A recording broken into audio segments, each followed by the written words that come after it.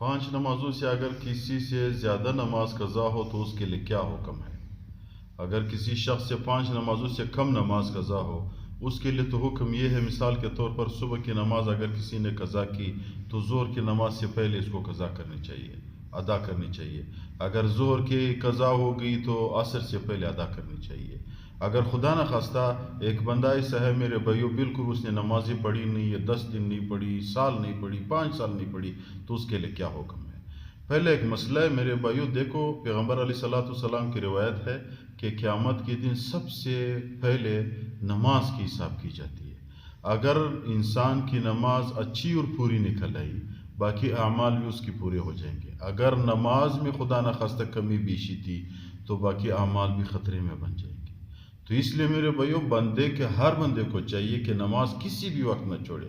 دیکھو بیمار پہ بھی نماز معاف نہیں ہے، مسافر پہ بھی نماز معاف نہیں ہے، حالت جنگ پہ بھی آپ لوگوں نے بڑا لمبا روایت ہے، پیغمبر علیہ السلام نے نماز نہیں چھوڑی ہے۔ سفر کے دوران نماز پڑھنا چاہیے، حالت جنگ میں نماز پڑھنا چاہیے، بیمار کو اسپتال کی بستر پہ بھی نماز پڑھنی چاہیے۔ تو پھر میرے بھائیو، گھر میں ایک بندہ آرام سے بیٹھا ہوا ہے، دفتر میں بیٹھا ہوا ہے، کمرے میں بیٹھا ہوا ہے، اس کو کیوں نماز چھوڑ رہا ہے؟ نماز نہیں چھوڑنی چاہیے۔ پیغمبر علیہ السلام کی روایت ہے الصلاۃ عماد الدین، نماز دین کا ستون ہے۔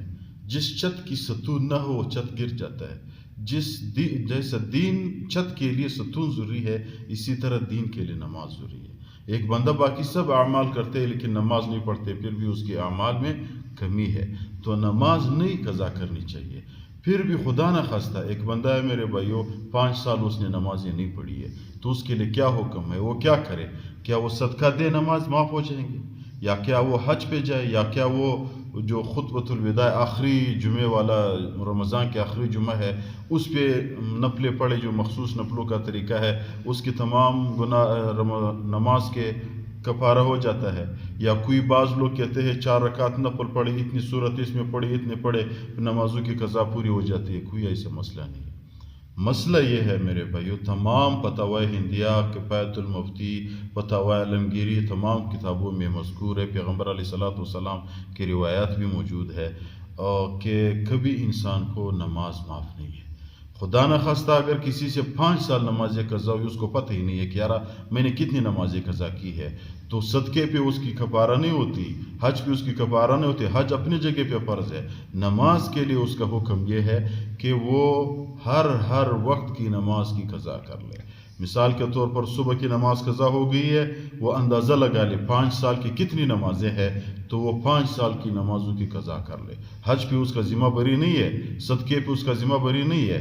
اسی طرح ظہر کی نماز، عصر، مغرب، عشاء، لیکن ترتیب کیسا ہے؟ ترتیب اس کے لیے یہ ہے کہ اگر کوئی بندے سے 5 نمازوں سے کم قضا ہو تو آنے والے نماز سے پہلے قضا کرنی چاہیے۔ اگر 5 نمازوں سے زیادہ قضا ہو تو ہر علماء نے لکھا ہوا ہے ہر نماز کے ساتھ اس شخص کو نماز کی قضا کرنی چاہیے۔ مثال کے طور پر صبح کی نماز کے ساتھ صبح کا پڑھے، ظہر کے ساتھ ظہر، عصر کے ساتھ عصر، مغرب، عشاء، ہر نماز کے ساتھ ایک نماز کی رکعتوں جتنی بھی رکعتیں ہیں اس کی ادا کر لے۔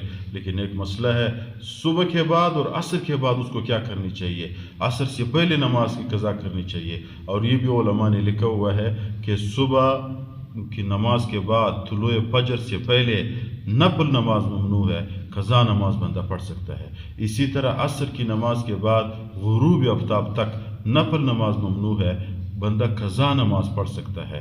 تو ادھر بھی نمازیں پڑھ لے ہر وقت کے ساتھ، یعنی اگر وہ یہ نہیں کرتا تو ایک دفعہ بھی 5 دن کی صبح کی نماز پڑھ سکتا ہے، ایک دفعہ بھی 10 دن ظہر کی نماز کی قضا کر سکتا ہے، ایک دن 100 نمازوں کی بھی قضا کر سکتا ہے۔ لیکن آسان طریقہ یہ ہے کہ ہر نماز کے ساتھ ایک نماز کی قضا کر